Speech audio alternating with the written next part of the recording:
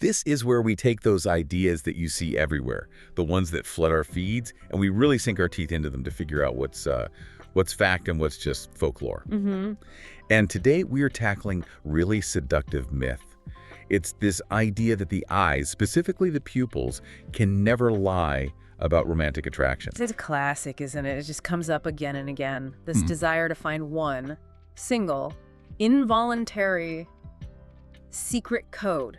A life hack. Yeah, exactly. The universal translator for human desire. We all want it. Absolutely.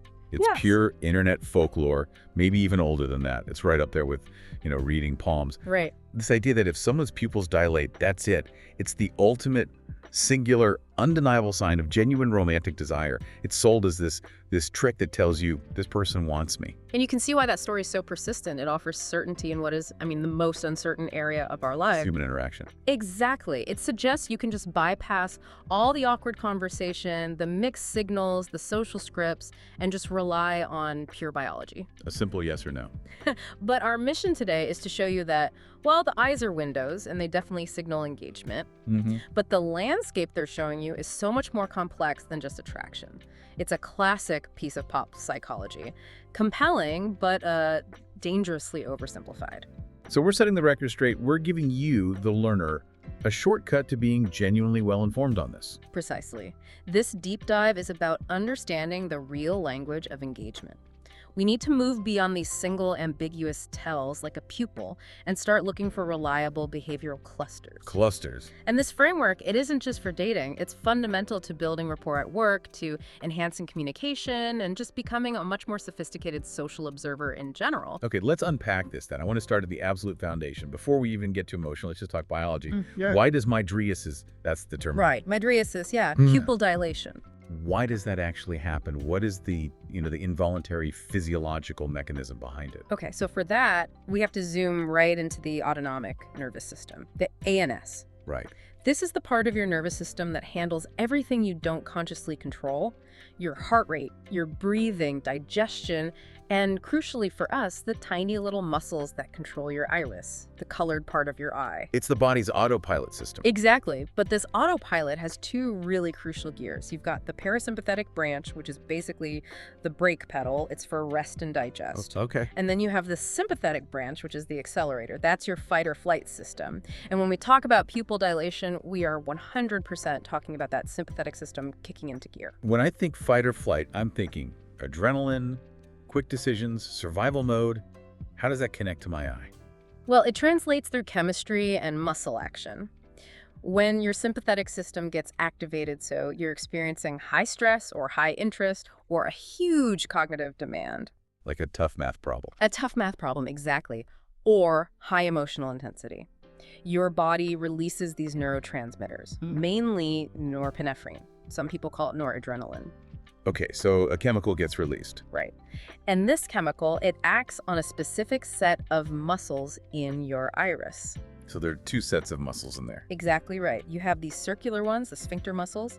They squeeze, they contract to make the pupil smaller. That's the brake pedal, the parasympathetic system.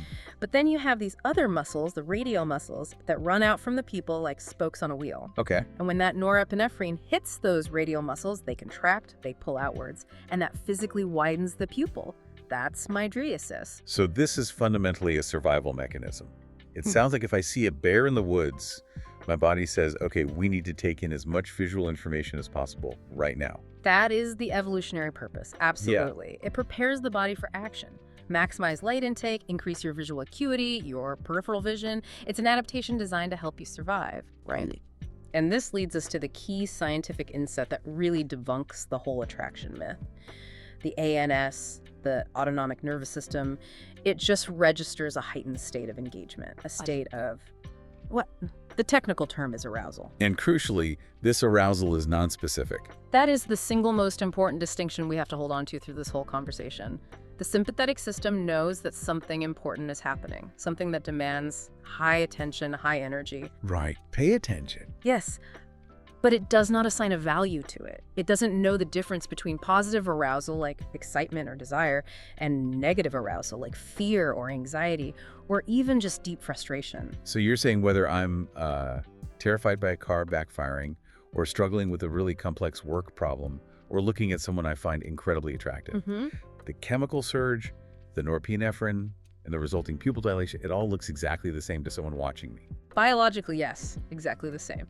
And this is why just fixating on pupil dilation alone is a cognitive trap. You're seeing a powerful biological signal, for sure. But you've mistaken a measure of intensity for a measure of intent. That reframes the entire discussion. Wow.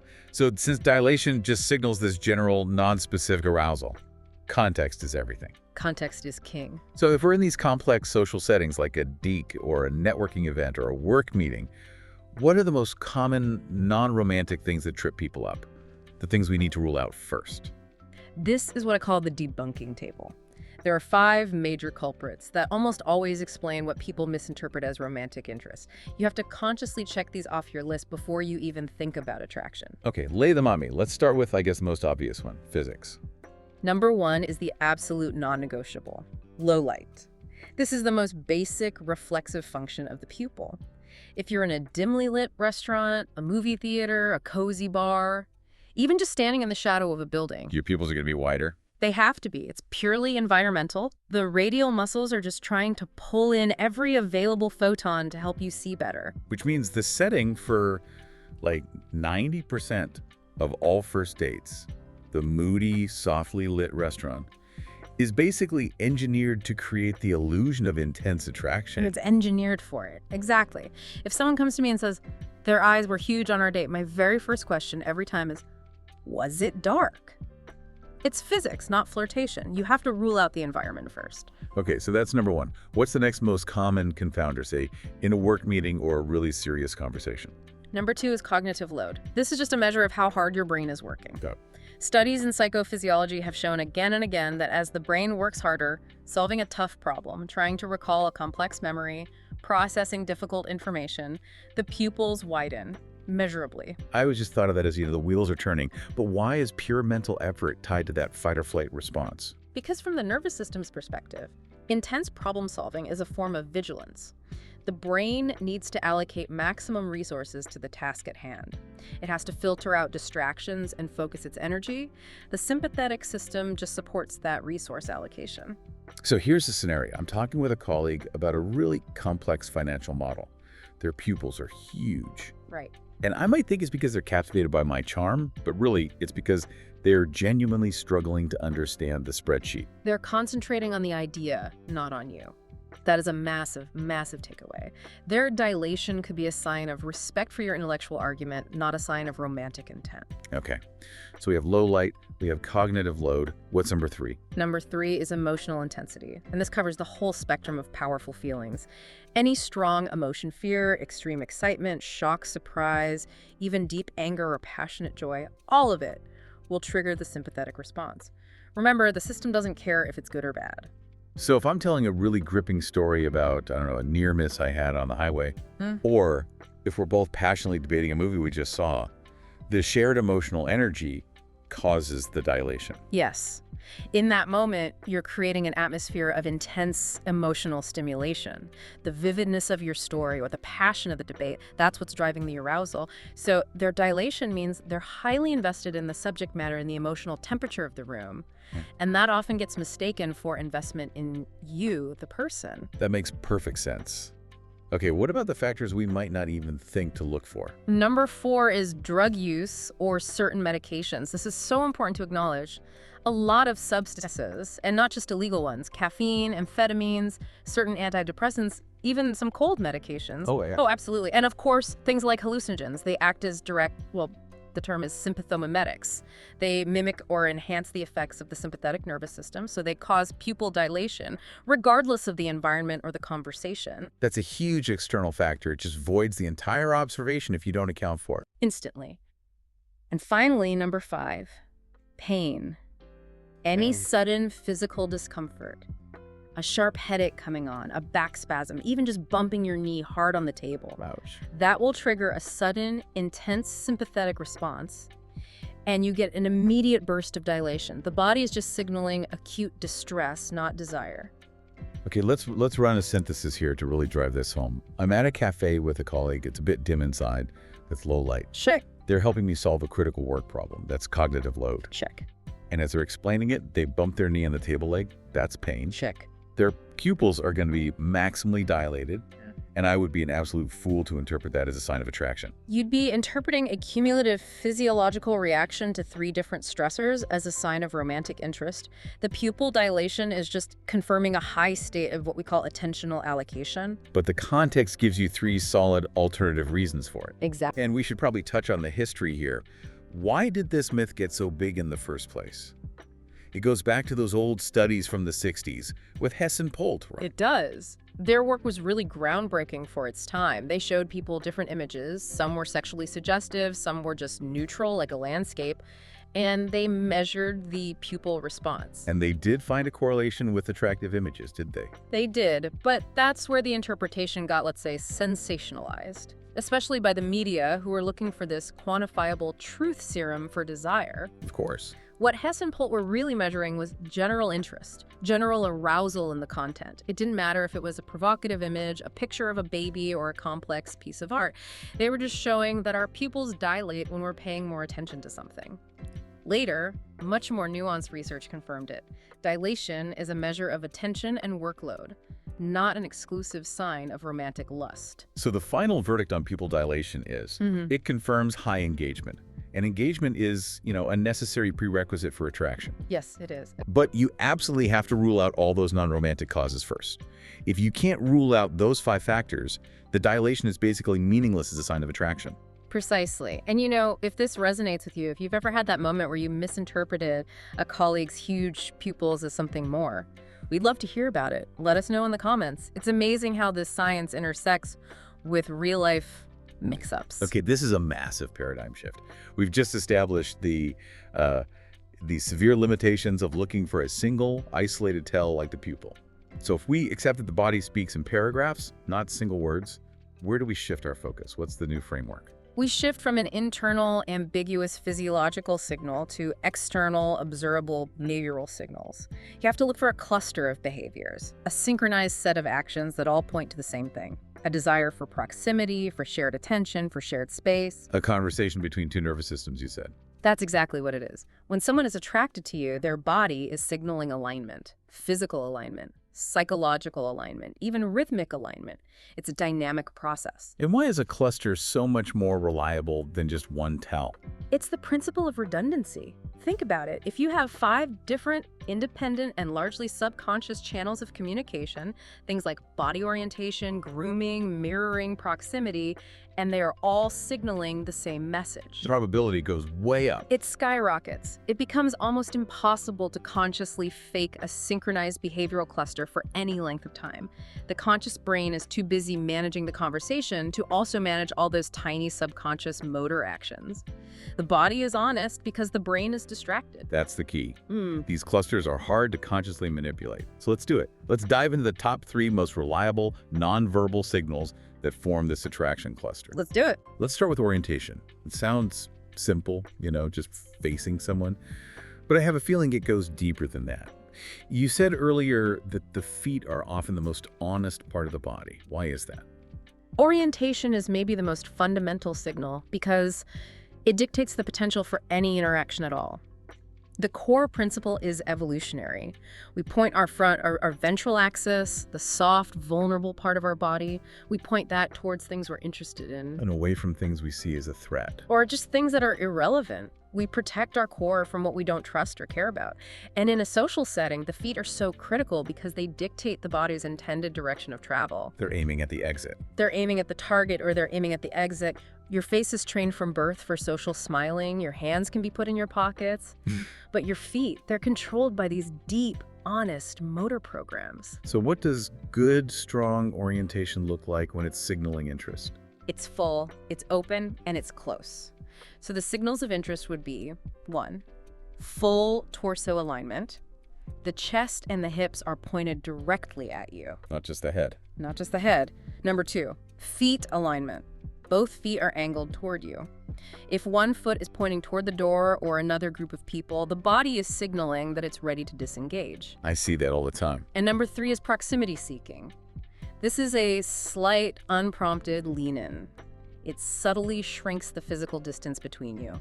It's this quiet, nonverbal way of saying, I'm comfortable and I want to close this gap. And that lean in has to be subtle, right? If it's too much, it just feels invasive. Oh, it's very subtle. It's often just a few inches. But it changes the whole geometry of the interaction. You go from a formal distance to a shared space. If someone is genuinely comfortable and interested, their nervous system literally wants them closer to the source of that good stimulation. What about the flip side? The signals of disinterest, or when someone is putting up a barrier. That's all about closure and deflection. You'll see the body angled away, even if their head is turned politely to maintain eye contact. The energy is just pointed somewhere else. And a huge clue is the use of barriers. Objects that are placed strategically between you and them. A handbag clutched to the chest, a drink placed squarely in the middle of the table, or the classic crossed arms and legs. So the practical application here is to watch the whole body, especially the parts that aren't socialized, like the feet. If someone is laughing at my jokes, but their feet are aimed at the door. They are trying to leave. The feet are the ultimate truth tellers.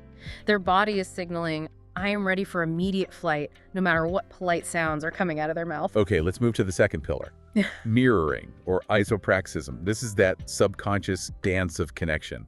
It sounds like something you'd practice, but it happens naturally. Mirroring is fascinating. It's this deeply ingrained social glue.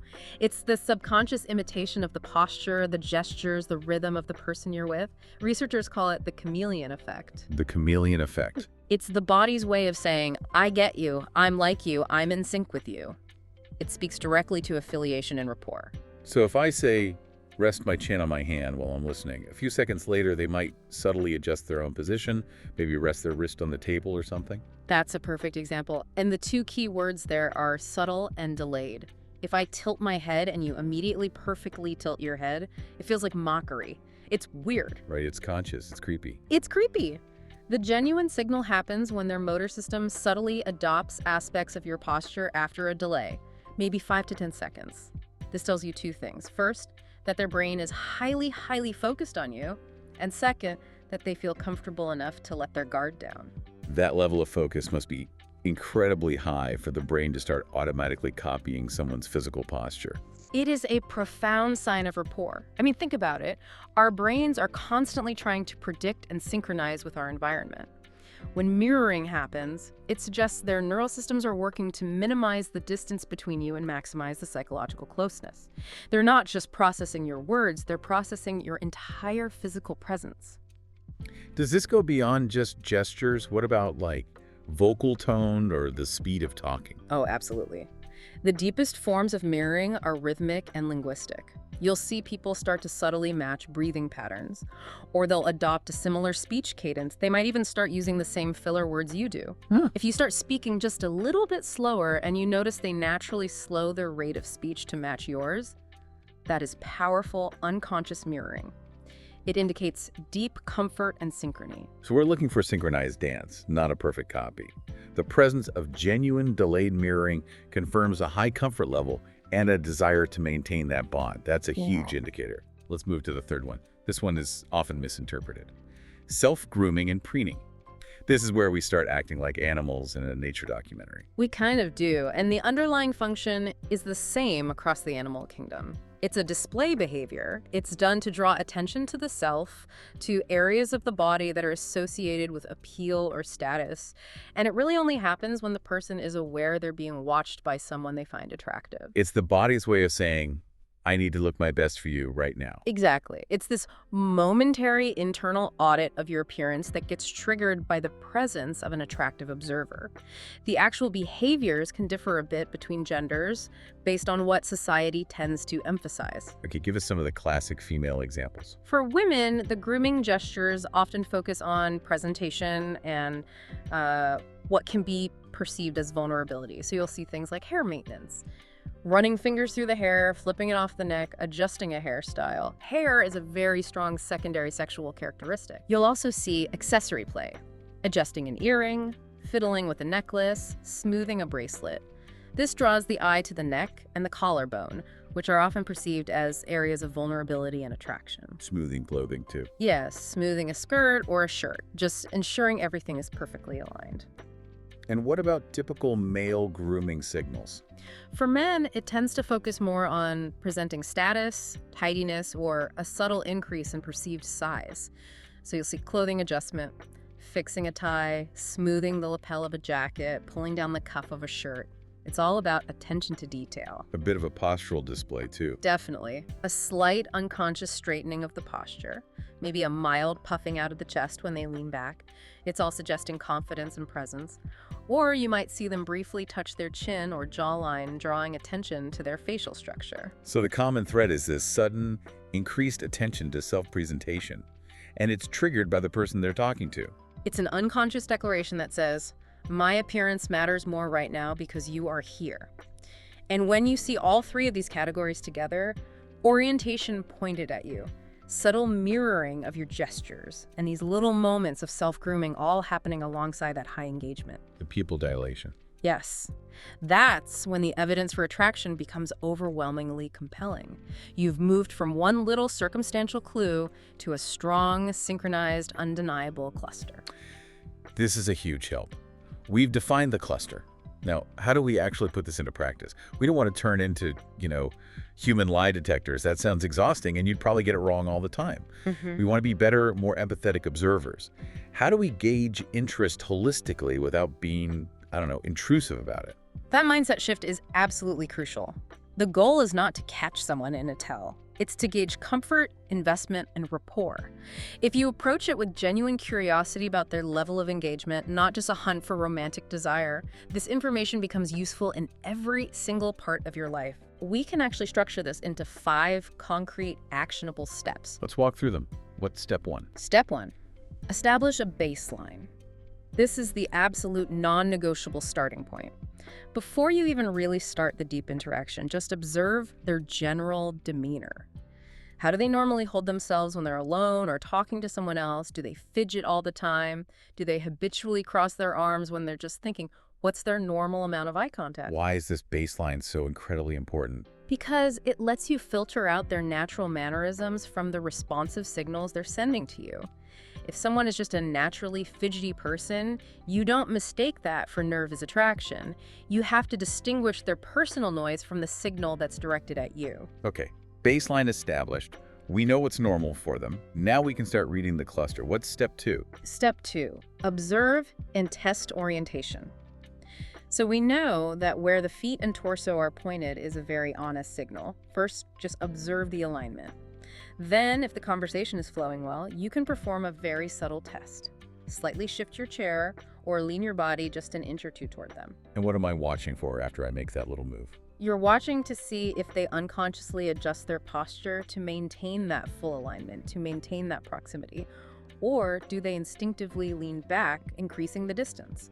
If they hold the alignment and show no defensiveness, it confirms a high level of comfort with you in their shared space. That connects perfectly to the next step, which you mentioned, the proximity barrier. Step 3, test the proximity barrier. This is a really powerful, non-verbal way to probe for comfort in that shared space. You subtly move a small, non-essential item, like your phone, a napkin, a salt shaker, just a little bit further into what you perceive as their personal space on the table. So I'm testing their invisible boundary. You are. And you watch their reaction. If they're uncomfortable, they will often, without thinking, move the item back toward your side. Or you might see them physically retract their body, even just a little bit. And the positive signal. The positive signal is no reaction at all, or even better, an unconscious lean-in from them, suggesting they're perfectly comfortable with you encroaching on their bubble. It means the trust level is high. This is like real-world social physics. I love it. Yeah. Okay, on to the synchronicity test. Step 4, mirroring. Step 4, look for delayed mirroring. While you're listening intently, you engage in a subtle, nonverbal gesture yourself. A specific head tilt, maybe a relaxed hand placement on the table, something small.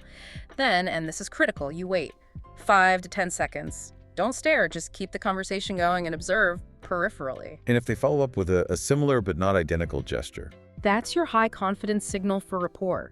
It shows their motor system is aligning with yours. It's the chameleon effect in action. It means their mind is so invested in the interaction that it's prioritizing your presence over consciously managing their own posture. It's an extraordinarily reliable signal for strong connection, whether it's romantic or professional. And finally, step 5 is where we bring the pupils back into the picture, but with context. Exactly. Step 5. Contextualize dilation and seek sustained eye contact. You only look at pupil dilation after you have systematically ruled out the 5 major non-romantic causes we talked about: low light, cognitive load, and so on. Right. If you are in a brightly lit, low-stress environment, talking about an easy, neutral topic, and their pupils are still markedly dilated, and the orientation, mirroring, and grooming signals are all positive, well, then the arousal is highly, highly likely to be attributable to attraction. So the dilation confirms the intensity of the engagement, Yes, but the rest of the cluster defines the nature of that engagement. that's it. Perfectly put. And the master signal that ties all 5 of these steps together, the final validation, is sustained, comfortable eye contact. Research consistently shows that a gaze held just slightly longer than is normal for a casual conversation, maybe 4 to 6 seconds longer, combined with a genuine, relaxed smile, is the ultimate non-verbal signal of a desire for prolonged connection. But we're not talking about a weird, uncomfortable staring contest. Not at all. It has to be comfortable. It communicates presence and confidence. If they maintain that connection with you, they are confirming that they are fully allocating their attention to you and are comfortable being vulnerable in that direct moment of focus. This has completely changed how I think about nonverbal communication. We're no longer asking, is their body betraying some secret tell? Yeah. We're asking, are they genuinely holistically engaged with me? Are they showing comfort, synchronicity, and a desire for proximity? That is a much healthier and more predictive foundation for any relationship, professional or personal. That is the ultimate takeaway. It's a shift from trying to decode a magic trick to learning how to read a narrative. Genuine engagement is the prerequisite for all meaningful relationships. The body's vocabulary is rich, but you have to read the whole chapter, not just one word on the page. I feel like I need to go back and reevaluate every first date I've ever had based on low light and cognitive load alone. This has been an incredible deep dive. Thank you. The world is just full of these nonverbal conversations. Once you learn to read the cluster, you really do start to see them everywhere. So what's the final provocative thought you want to leave our learner with today? I'd say this. The body is always honest, but simply knowing the signals isn't enough. The true secret to connection isn't mastering the art of observation, but mastering the art of presence. When you are fully present, engaged, and authentic yourself, you naturally create the environment where these genuine signals of rapport and connection can just flourish. So focus on being a good partner in the interaction, and the signals will speak for themselves. That's powerful, practical advice. Go out there and start observing those orientations and, subtly testing those proximity barriers. Happy observing. And make sure to subscribe, because in our next deep dive, we're going to be using these advanced observation skills to look at a very closely related topic: how micro expressions can betray stress and opportunity in high-stakes negotiations. We'll see you next time.